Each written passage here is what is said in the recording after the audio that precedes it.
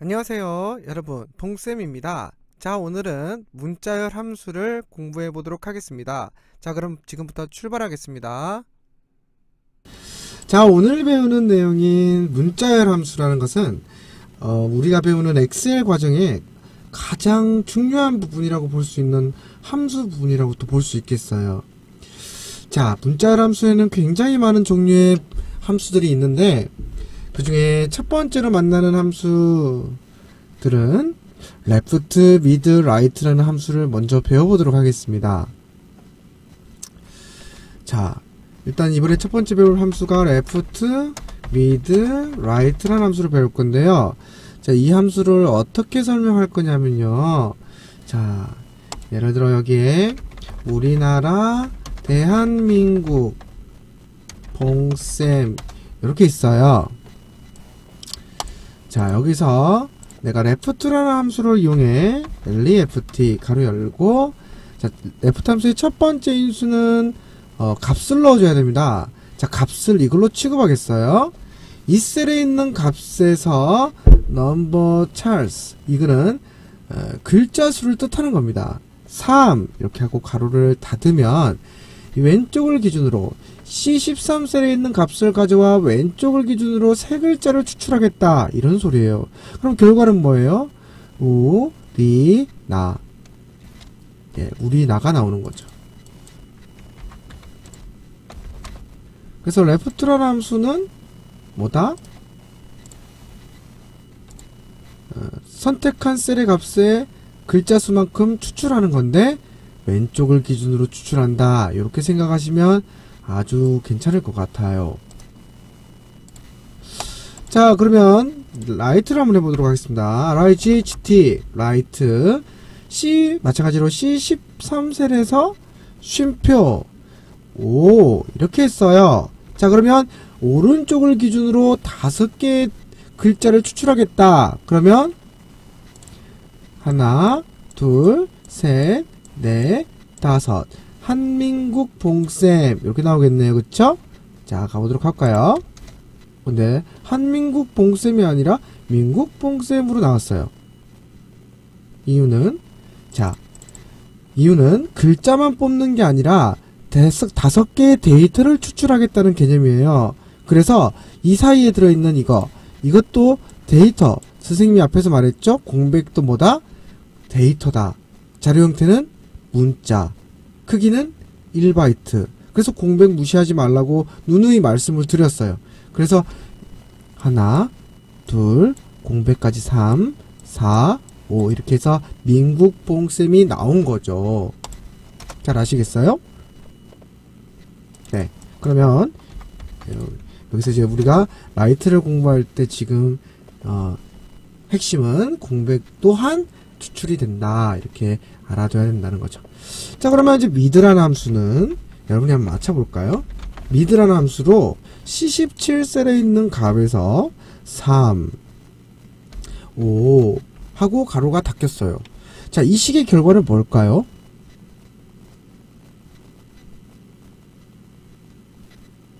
모르겠죠? 자, 그러면 엔터를 한번 쳐보겠습니다. 나라, 대한. 자, 그러면 어떻게 해석을 해야 되냐면,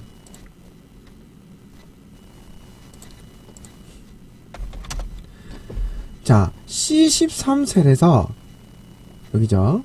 3, 2, 3이라는 것은 시작 위치를 뜻하고 있습니다.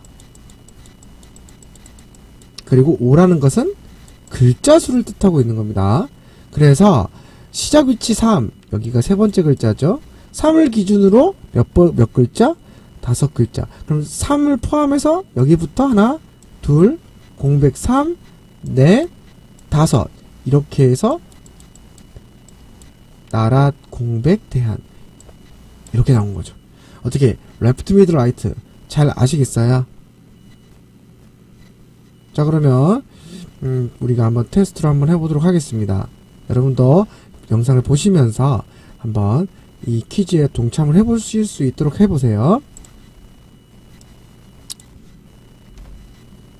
자, 여기다가 이런 숫자 이렇게 썼어요.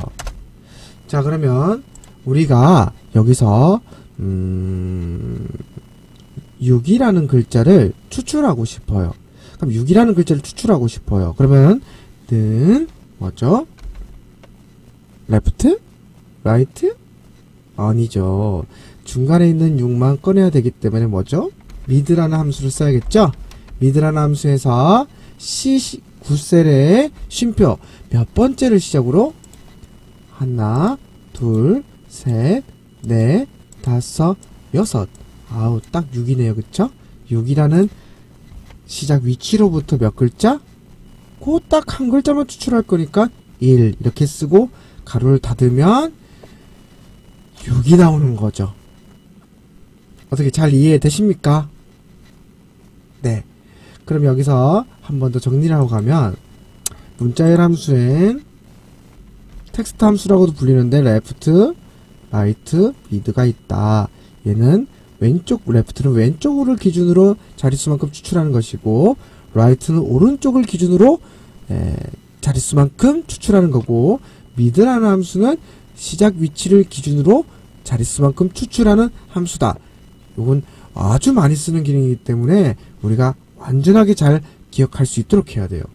그런데 이 문자열 함수라는 레프트, 미드, 라이트가 사실 여러분이 이렇게 간단하게 배울 수 있을 만큼 어렵지 않은 함수예요. 그런데 실제 실무에서는 굉장히 좀 상급 함수에 속하는 함수입니다. 사용되는 빈도도 높고 여기만의 이 함수들만의 숨겨진 어떤 특징 또한 있기 때문에 얘가 상급 함수에 속해요. 자, 그럼 그 특징들을 좀 더 자세하게 들여다보기 위해 한번 선생님과 다른 예제를 한번 보도록 하겠습니다. 자, 그러면 여기서 이제 예제를 한번 해보겠습니다. 자, 누가 와서 저에게 물었습니다. 저한테, 봉쌤한테 물었어요. 뭐라고 물었냐? 야, 봉쌤, 그래요. 네, 야, 봉쌤, 네가 구한 값이 6이랑 같냐? 이렇게 물었어요. 자, 물었다는 것 자체는 이 공간 내에서 조건이 발생했다. 이렇게 생각하시면 돼요. 조건이 발생했다.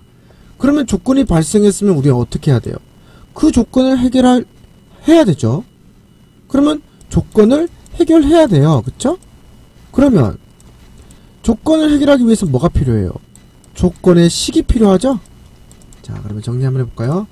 누군가가 물었다. 자, 물었다는 건 뭐예요? 조건이 발생을 했다는 거죠. 그럼 조건이 발생했으니까 뭐를 만들어야 돼요? 그 조건을 해결해야 되는데 조건을 해결하기 위해선 조건식이 필요한 거죠. 다시 말하면 조건식을 만들어야 해요. 그쵸? 그럼 조건식을 만들려면 뭐를 알아야 돼요? 조건의 3요소를 알아야겠죠. 자, 선생님이 조건의 3요소가 뭐라고 했죠? 대상값, 기호, 제시값이라고 했어요. 그쵸? 네.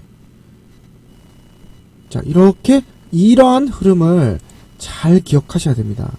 우리가 빈번하게 일상생활에서 발생하는 그러한 조건들을 이러한 체계적인 정리로 조건식을 만들어내는 연습을 하게 되면 어떤 상황이 와도 그 즉석에서 조건식을 만들 수 있어요.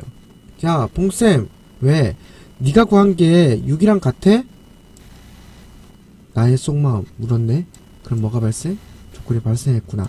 그러면 뭘 만들어? 조건식을 만들어야지. 그럼 조건의 3요소는 뭐야? 대상값, 기호, 제시값. 그러면 선생님이 구한 이 값은 대상값입니까? 선생님이 구한 이 값은 대상값이에요? 아니면 제시값이에요? 야, 네가 구한 게, 내가 구한 게 이거죠. 내가 구한 거에다 대고 6이라고 묻고 있잖아요. 그럼 선생님이 구한 게 뭐예요? 대상값. 대상값이 되는 거예요. 다시 말하면 A가 되는 거죠. 이 친구가 물은 제시값은 뭐예요? 6이라고 물었으니까 이게 제시값이 되는 거예요. 그럼 이 둘 사이의 조건 기호는, 야, 봉쌤, 네가 구한 게 6이랑 같아? 자, 기호는 같다가 되겠죠. 자, 그러면 이 즉석에서 조건식을 만들어 보면, 야, 네가 구한 게 같니? 뭐랑? 6이랑. 이런 식의 조건식이 만들어지는 거죠. 자, 이건 조건식이 되는 거예요. 이러한 조건식에서 나오는 결과는 뭐 아니면 뭐라고 했어요? 그렇죠. true 아니면 false가 출력된다고 했어요. 그러면 선생님이 미드로 구한 값이 뭐예요? 6이죠. 그럼 6이 6이랑 같아요, 안 같아요? 같죠. 그럼 true예요, false예요? true죠. 자, 그럼 엔터 치면 뭐가 나온다? 근데 false가 떴어요.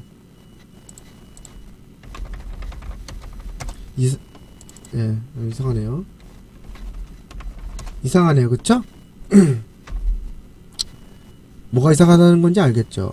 내가 구한 게 6인데 6이 6이랑 같냐고 묻고 있는 식인데 맞는데 아니라고 하잖아요. 자, 그러면 한 번 더 다른 걸로 비교해 보도록 하겠습니다.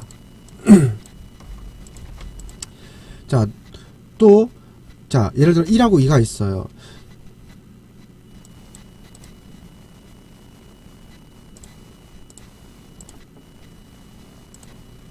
자, 1하고 2하고 있어요. 그럼 눈썹 이 두 개를 더했어요. 그럼 1과 2를 더하면 얼마예요? 3이죠. 또 누가 와서 물었다. 야, 네가 구한 게 3이랑 같냐? 물었다. 뭐가 발생? 조건이 발생했다. 뭘 만들어? 조건식을 만들어야지. 조건의 3요소는 대상값, 기호, 제시값. 그럼 내가 구한 이거는 뭐예요? 대상값이죠. 기호는 같냐? 제시값은 3이 되겠습니다. 그쵸? 그러면 이게 무슨 식? 조건식. 이러한 조건식에서 나오는 결과는 뭐 아니면 뭐? true 아니면 false. 그럼 내가 구한 게 얼마예요? 3. 그러면 3이 3이랑 같냐는 묻고 있는 식이죠. 그럼 뭐 3이 3이랑 같아요, 안 같아요? 같죠. 그럼 뭐가 나와야 돼요? 그렇죠. true가 나와야 되죠. 근데 앞에서 뭐가 나왔죠? false가 떴죠.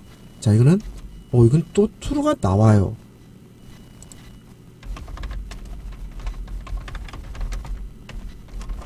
이상하네, 그쵸? 자, 그러면 지금 보면 여기서 6이 6이랑 같냐고 물었는데 여기서는 아니라고 했고, 여기서는 3이 3이랑 같냐 물었는데 맞다고 하네요. 자, 왜 그럴까요? 지금부터 선생님이 힌트를 줘보도록 하겠어요. 여러분이 영상을 보면서 한번 맞춰볼 수 있도록 해봐요. 첫 번째 힌트는 지금 이 두 조건식을 조건식 이전으로 돌리면 돼요. 자, 조건식 이전으로 돌린다는 건 이 조건식에 제시값과 기호를 주면 아까 처음으로 돌아가는 거죠. 맞죠? 이것도 마찬가지로 제시값이랑 기호를 주면 처음으로 돌아가게 돼요. 그쵸? 자, 그러면 지금 선생님이 바로 첫 번째 힌트를 드렸어요. 자, 이 첫 번째 힌트를 보고 왜 이런 현상이 일어나는지 아시겠어요? 몇 명은 알고 있네요. 그쵸? 선생님 안 봐도 알 수 있어요. 근데 몇 명의 학생은 아직도 잘 모르겠다고 하네요. 자, 그러면 선생님이 두 번째 힌트를 준비했습니다. 두 번째 힌트는 선생님이 여기서 아까 얼마를 제시했어요? 6을 제시했죠. 여기서 얼마를 제시했죠? 3을 제시했어요. 그쵸? 자, 지금 이게 바로 두 번째 힌트입니다. 자, 모두 알겠다고요? 자, 그러면 여기서 false가 뜬 이유가 뭐예요? 이 두 개가 같냐고 물었어요. 자, 그런데 왜 여기서 false가 떴냐 하면 우리가 위에서 구했던 값은 무슨 6이에요? 문자 6이에요. 어떻게 보면 알 수 있어? 왼쪽으로 가 있는 걸 보면 문자라는 걸 알 수 있다는 거죠. 여기에 있는 6은 숫자 6이에요. 둘 다 6은 6인데 하나는 문자, 하나는 숫자. 그러니까 안에 있는 속성 자체가 틀리기 때문에 얘가 틀리다고 하는 거고요. 여기서는 모습도 같고 형식도 같으니까 완벽하게 일치하니까 true가 뜨는 거예요. 어떻게? 왜 false가 떴고 true가 떴는지 이해하시겠어요? 다들 똑똑하세요. 자, 그러면 이 이야기의 마지막 하이라이트 부분이 핵심 포인트를 짚어드리면 이겁니다. 바로 left라는 함수나 mid라는 함수나 right라는 함수를 이용해서 뭔가 값들을 구하게 되면은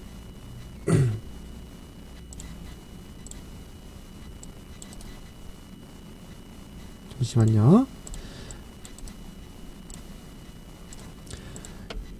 얘들만이 갖고 있는 특징이 있어요. 얘들만이 갖고 있는 특징이 뭐냐면 우리가 구하는 모든 결과는 무조건 문자로 반환 이라는 아주 얘들만이 갖고 있는 고유적인 특징을 갖고 있는 거예요.